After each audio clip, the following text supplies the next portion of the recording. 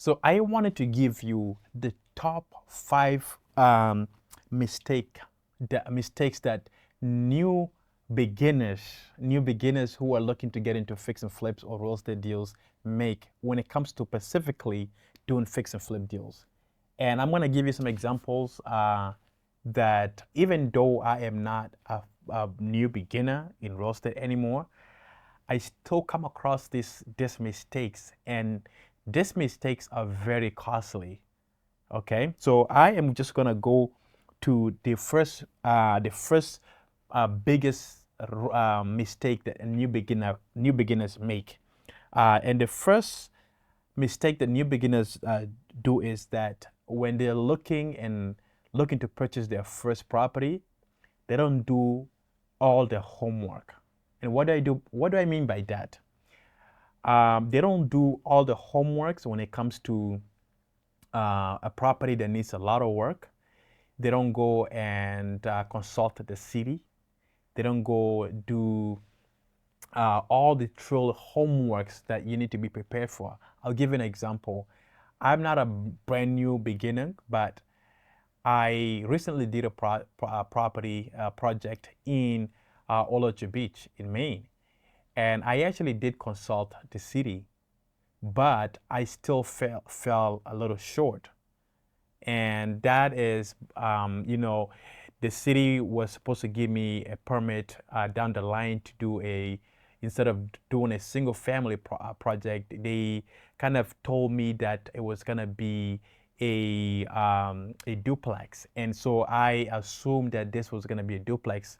I kind of did my homework, but there was other things that I could have done prior to purchasing the property. So there is some homeworks that you need to do, making sure that foundations are not cracked, making sure that the electrical works. There are things that if you're gonna buy a property, make sure that you're getting a property that your budgets are also within those.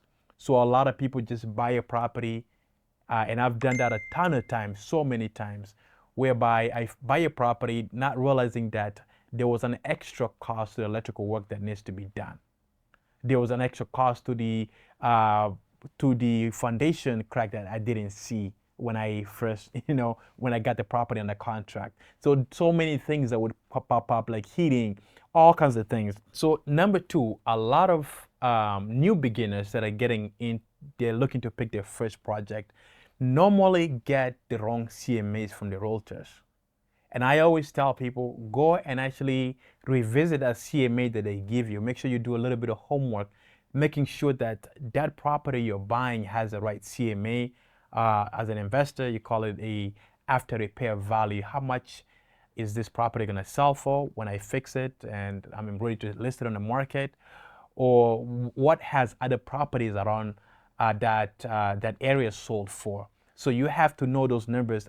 And unfortunately, a lot of new beginners, they just trust that the numbers are good. Okay, so I actually had a conversation with a friend today that was supposed to be listing their property at about 315K, but ended up listing it a lot lower. And so all these things are factors in. I want to go to number three. Number three, top mistakes that new beginners make when doing their first fix and flip is that um, they have issues with underwriting. Underwriting is the biggest thing, is because they don't add up all the little numbers like the closing costs.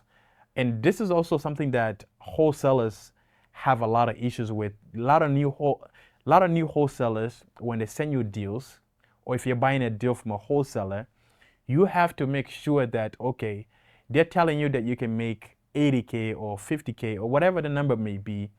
Make sure that their underwriting also matches with your underwriting, because some of the new wholesalers don't know that you have to pay a point to the hard money fee, that you need to pay for closing costs, that when you're listing the property in the market, you're going to pay a 5 to 6% realtors fee. So, and also even construction budget. A lot of people, either you end up putting a low um, a low budget for renovation, and sometimes you end up going way over, so that eats up all the profits that you're supposed to make. And number four is a lot of people choose, not a lot of people, but I would say some people end up having a partner in the real estate deals. And most of the time, you may have the wrong partner, and that also can be a deal breaker. Sometimes your partner may be somebody who is supposed to be a very critical part of the deal. Maybe they are gonna come and do the renovation, or maybe they're gonna come and do a specific thing. And so, partnership, a lot of people that come into a deal as a partner, I believe that your communications needs to be very clear if you're going to get into a partnership. But a lot of deal killers is that people choose wrong partners when it comes to doing their first deal. They feel like they need a partner, and they end up getting into partnership and just do a deal that even when you finish doing the deal, you end up splitting the profit, and you see yourself that you actually are not making that money that you thought you could make. Um, the other, one of the most important, and I suffered from this, is that people that are new beginners most likely are going to choose the wrong contractor. And this also is a deal breaker. Your contractor is going to determine, the contractor you choose is going to determine whether you make money on this, or on this deal or this project, or you actually end up going under. One is that because you're just brand new into this, you are trusting your brother-in-law, your brother, or somebody as a family member to help you with a project. And sometimes doing business with family members is not the best. The other thing is that you end up choosing a brand new contractor that you never worked with before, and sometimes you don't know if they show up on time. You don't know if they actually are gonna do what they say they're gonna do. And I had a lot of struggle with this when I did my first fix and flip project, because I felt like my contractors were actually treating my project at that time as a hobby, meaning they go around all day, they do other people's work, and then they come and put maybe 2 hours on my project, not knowing that I'm paying high interest fees. I mean, anytime you're working with a hard money lender, you just gotta know that you're gonna be paying fees daily. So when your contractors show up, or they don't show up, you're paying your hard money lender, you're paying fees. And the longer you are on the deal, the longer you are actually throwing away money. And sometimes also, when you choose the wrong contractors, the quality may not be there. And so make sure that you choose the right contractor, and make sure you go through the list when you're choosing, when you're going to do your first deal.